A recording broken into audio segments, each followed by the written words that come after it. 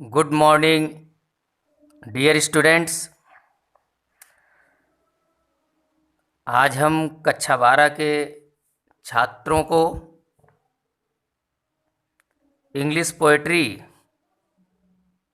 की fifth poem element composed by PV Shelley को पढ़ाने के लिए उपस्थित हैं। प्यारे बच्चों, ये पोएम एलिमेंट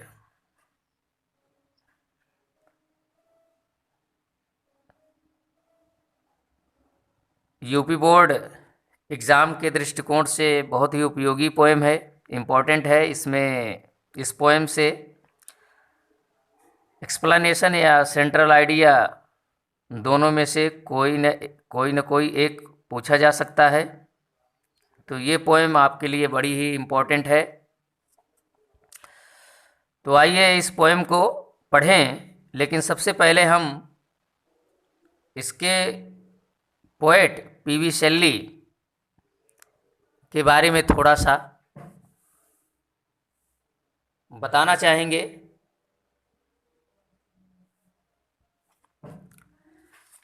तो आइए देखते हैं ये पोएट महोदय के बारे में थोड़ी सी ब्रीफ डिस्क्रिप्शन आपको दे दें। देखिए, पीवी शेल्ली ये पीवी शेल्ली जी, इनका जो लाइफ स्पैन है वो 1792 टू 1822 ये इनका लाइफ स्पैन है, ये माना जाता है।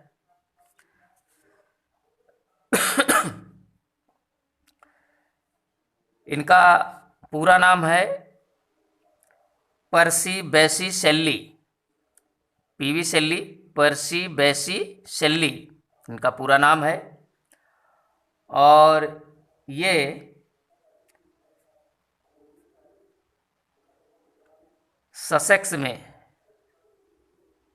ससेक्स इंग्लैंड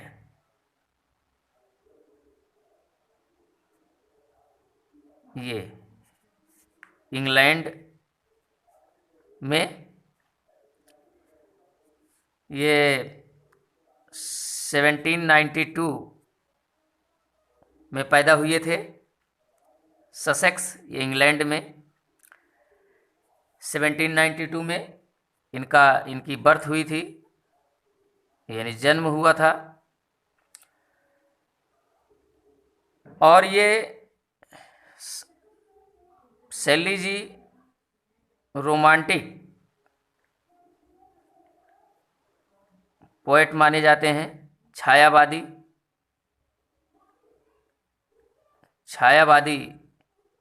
युग के ये पोएट हैं।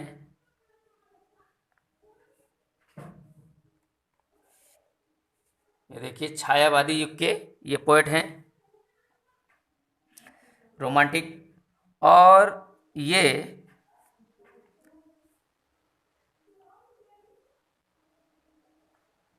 फ्रेंच रिवॉल्यूशन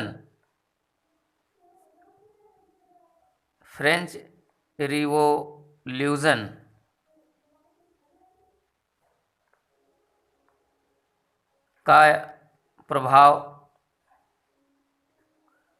फ्रेंच रिवॉल्यूशन का प्रभाव इन पर था, यानी ये फ्रेंच रिवॉल्यूशन से प्रभावित थे। और पीवी शेल्ली के फादर ये थे टिमोथी शेल्ली। ये टिमोथी शेल्ली और मदर इनकी थी एलिजाबेथ फिलफोल्ड। एलिजाबेथ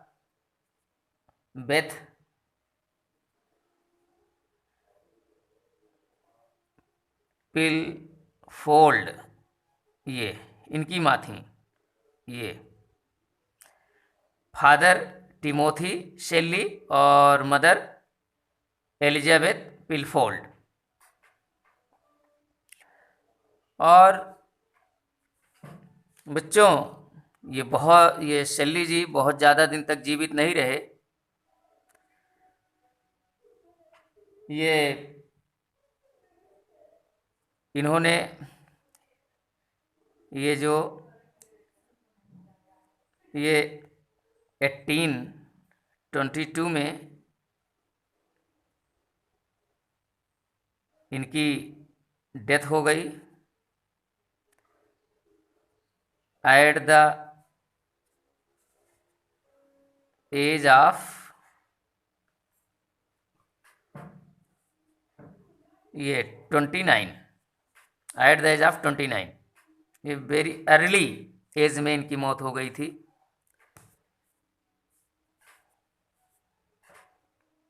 तो ये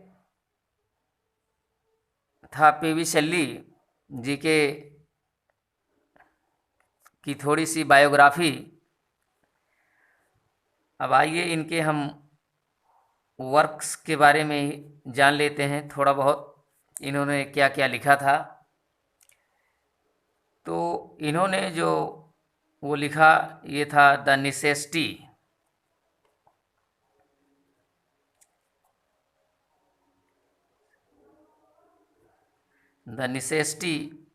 ऑफ एथिज्म।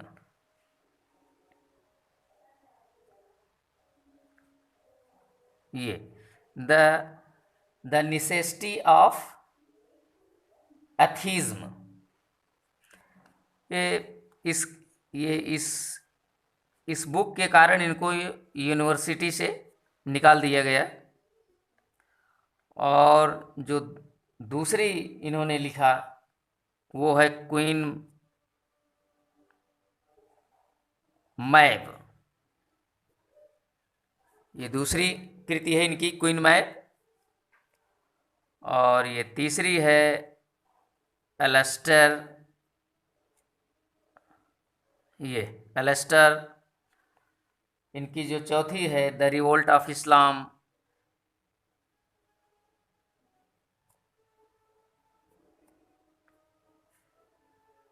ये द रिवोल्ट ऑफ इस्लाम। और इन्होंने अगली जो पोएम लिखा है प्रोमीथियस अनबाउंड।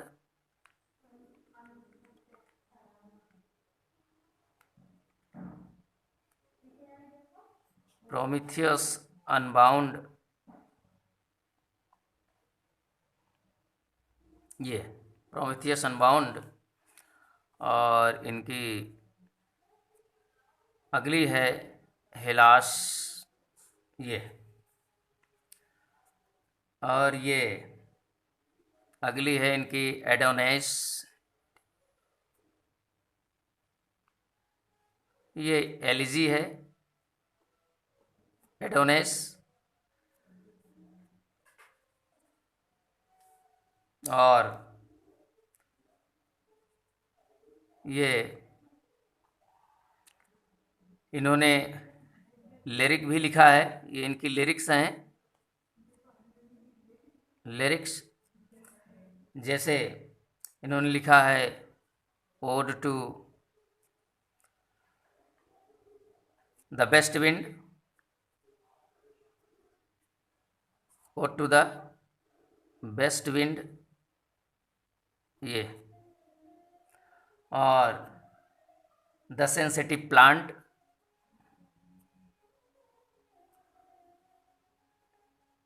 ये सेंसिटिव प्लांट। और द क्लाउड,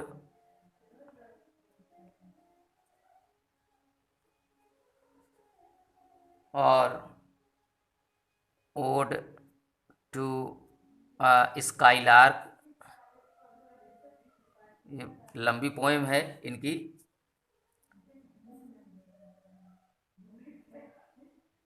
ओड टू, या सॉरी, टू द नाइट, ये। और ये जो पोएम हम पढ़ रहे हैं ये द लेमेंट, ये आ लैमेंट, ये इनकी कुछ फेमस वर्क्स हैं बच्चों।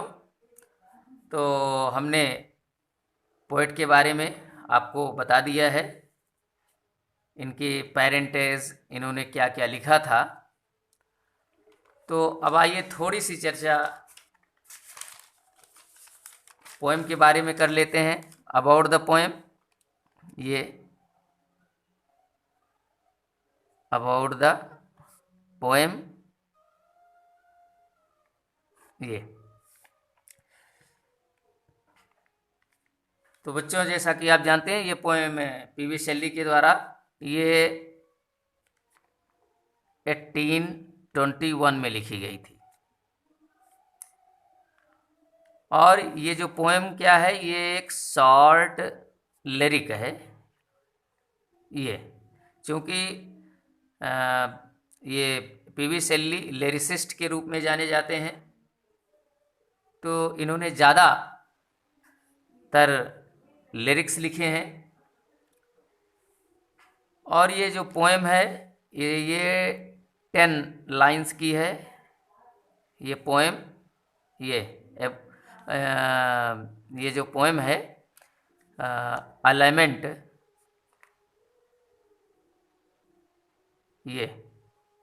ये जो है ये 10 लाइंस की है। ये 10 लाइंस की है। और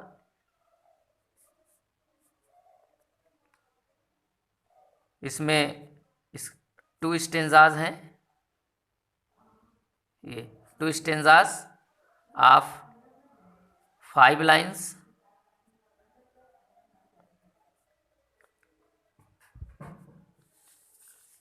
ये 2 स्टेंजाज ऑफ 5 लाइन्स ईच, यानी इसमें ये पूरी पोएम 10 लाइन की है, यानी 2 स्टेंजा हैं इसमें 5-5 लाइन के।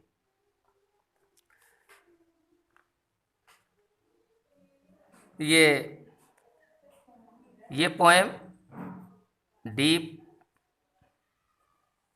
पेसिमिस्टिक पोएम है। ये डीप पेसिमिस्टिक पोएम है। और इस पोएम में कहीं भी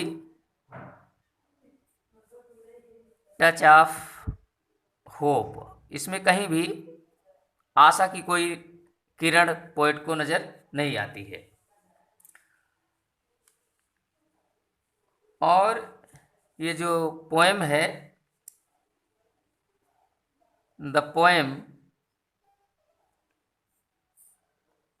rhymed, the poem is rhymed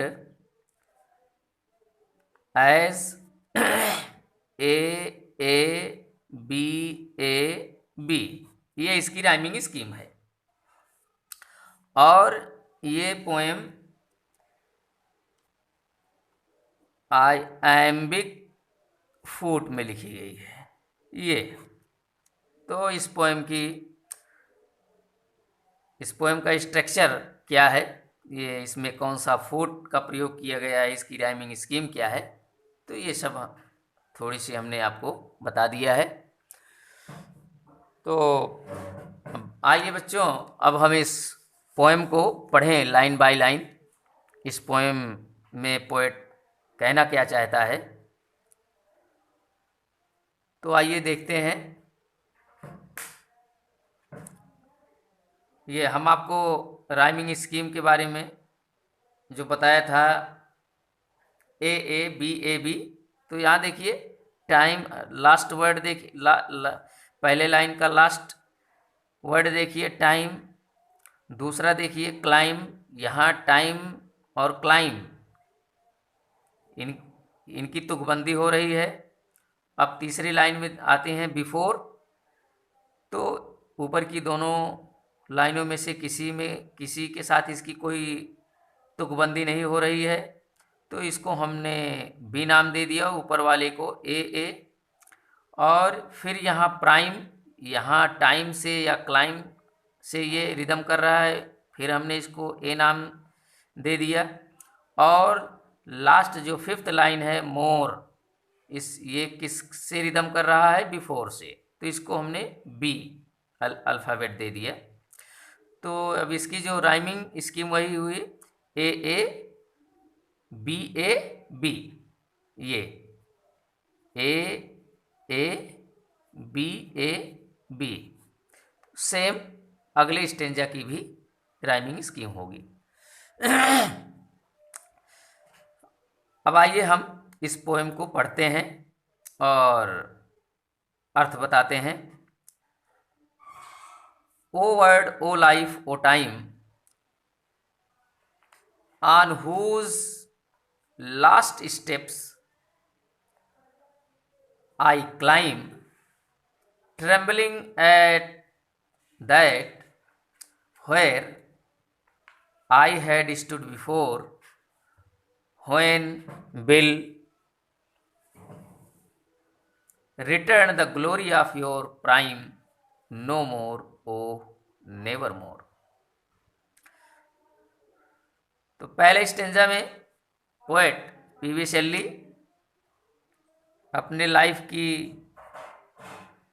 bitter disappointment को व्यक्त करते हुए कहता है, अपने जीवन की घोर निराशा को व्यक्त करते हुए कहता है कि O world, O life, O time, अरे संसार, अरे जीवन, अरे काल, अरे समय, on whose last steps I climb, जिनके अंतिम पायदान पर, स्टेप्स पड़ाव पर, पायदान पर मैं चढ़ गया हूं। यहां पोएट लाइफ की कंपैरिजन लैडर से कर रहा है और वो उस लैडर के लास्ट रंग पर चढ़ गया है। तो कह रहा है कि O world, O life, O time, अरे विश्व, अरे जीवन, अरे काल, on whose last steps I climb, जिनके अंतिम पायदान पर मैं चढ़ चुका हूं। Trembling, trembling means shivering, shuddering, shaking, कांप रहा हूं। एट, तो पोएट कह रहा है कि मैं कांप रहा हूं, अर्थात इस जीवन, इस विश्व, जीवन और काल के अंतिम पायदान पर चढ़ गया हूं और अब मैं वहां कांप रहा हूं। At that where I had stood before, जहां मैं पहले stood, stood means remained standing, or stood firmly, जहां मैं मजबूती से पहले खड़ा हुआ था। अर्थात एक समय था कि पोएट इसी वर्ड और लाइफ और टाइम में वो मजबूती से खड़ा था, लेकिन एक ऐसा पड़ाव आ गया है, एक ऐसा समय आ गया है कि अब वो उसी विश्व, उसी जीवन और उसी काल के अंतिम पड़ाव पर चढ़ करके वो कांप रहा है। अब वहीं वो कांप रहा है। When will return the glory of your prime, prime means peak time, उत्कर्ष का समय। तो अब वो अपने पुराने दिनों को याद करते हुए कह रहा है कि when will return, return means come back, the glory of your prime time, कब तुम्हारे उत्कर्ष का गौरव लौटेगा। अर्थात तुम्हारे उत्कर्ष का गौरव, तुम्हारे उत्कर्ष का समय कब लौटेगा। नो मोर, ओह नेवर मोर, अब नहीं, अरे अब कभी नहीं। क्योंकि बच्चों जानते हो कि time once last never comes back, गुजरा हुआ जमाना आता नहीं दोबारा। तो एक बार जो बीत गया वो दोबारा लौट के नहीं आएगा। तो पोएट इस स्टेंजा में अपने बीते हुए गौरव के बारे में सोचता है और कहता है कि when will return the glory of your prime time, तुम्हारे उत्कर्ष का समय कब लौटेगा। तो फिर वो उत्तर देता है कि नो मोर, ओह नेवर मोर, अब नहीं, अरे अब कभी नहीं लौटेगा। अब आइए हम सेकेंड स्टेंजा को देखते हैं। ये out of the day and night, Joy, Joy means pleaser, enjoyment, has taken flight, flight means disappeared, गायब हो गए हैं, उड़ान भर चुके हैं। A joy has taken flight, flight means उड़ान भर चुका है या disappeared, departed। fresh spring, fresh spring, spring full of greenery, हरा भरा बसंत ऋतु। and summer and winter where, where means frost, mist, कोहरा, पाला। मूव माई फेंट, फेंट मीन्स सैड, फेड, दुखी करना।